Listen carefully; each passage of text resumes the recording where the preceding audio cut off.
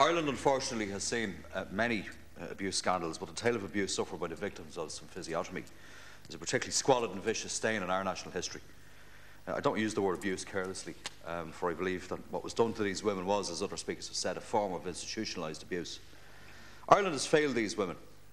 We failed them when we first inflicted this barbaric procedure on them, long after it had been discontinued in other developed countries. We failed them in 2003 when the then Minister refused to hold an inquiry. We failed them again in 2010 when Minister Harney again refused an inquiry. Our present Minister has commissioned an independent review on the practice of symphysiotomy in Ireland, which he has outlined earlier on, and that's due to be published soon. The story doesn't stop here, though. We must be sure not to fail these women again. Can I say that the language and phrases emanating from the professional institutions, and indeed some of our own state officials, if I may say so, in the lead up to the publication of this report, has been worrying, to say the least. Phrases such as standard procedure for the time and emergency surgery only have been wafted into the air to serve, I believe, as a smokescreen to possibly cover up some of the deliberate and planned actions and the use of this horrendous procedure, which had long since lost all credibility. This was not a standard procedure in developed countries, and to call it such adds further insult, I think, to the injuries suffered by women, many of whom are from my own area of Louth and Meath. It was, I believe, resurrected in Ireland to facilitate a perverse, twisted interpretation of religious doctrine whereby women should continue to have children regardless of the impact on their health. Symphysiotomy was rejected by British doctors in 1855. The French Society of Medicine rejected it in 1798. In 1798, alas can Corla, the French were guillotining people by the thousands, even though they thought that symphysiotomy was beyond the pale, and they were right. Last night, some survivors of symphysiotomy came to Leinster House to tell their own stories. I'm familiar with those stories. One woman spoke of how she was held down by nurses, her arms forced back while a doctor sawed through her pubis in front of a theatre packed with students. She screamed at them to stop an operation which consent had neither been sought nor given.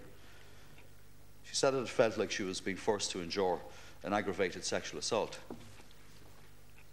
Now imagine that gruesome image for one moment, Alaska and Corla. This is a woman, a mother, a wife, a sister, a daughter. That woman is in her 80s now and still cannot sleep at night. She's been incontinent most of her adult life and has suffered a succession of health problems as a result of the injuries inflicted upon her. She was a young woman then when this horror was inflicted on her. It occurred at a time when the world was still reeling at the atrocities carried out by the Nazis, including the gruesome medical experiments that we all know about now. As a young woman, she wondered how such a thing could happen to her in her own country. Now an older woman, regrettably, she is yet to receive any comprehensive answer in terms of what was done to her. Last year, in the wake of the Klein report, our Taoiseach and our Taoiseach rightly condemned the culture of secrecy, evasion, and outright deceit that had characterised the Catholic Church's response to the issue of child abuse.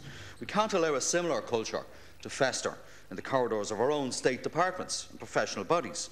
There are already far too many disturbing stories of women being denied access to their medical records, for example, or records being conveniently lost.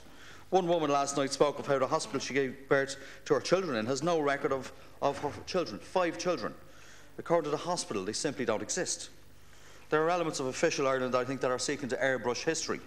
We must have the truth. There must be a reckoning, a day of reckoning.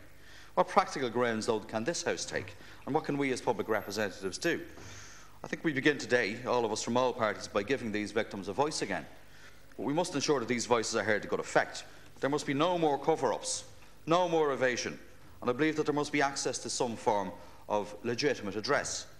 A day rarely passes by, Alaska and Corla, where I, knowingly or otherwise, don't encounter a friend, a family friend, a neighbour, a member of the community in which I was born and reared who has not been directly affected by the impact of this barbaric procedure. In conclusion, I think to facilitate the continuation of this process, we should give consideration, as the deputies opposite said previously, to a bill that would temporarily suspend the Statute of Limitations Act. There is a precedent for this, and the House need not to be reminded of that. There are only about 150 of the victims of symphysiotomy who are with us. Many have passed on. We've failed them, I think, too often, Minister. We've failed them too often, and we must not fail them again. Thank you, Deputy.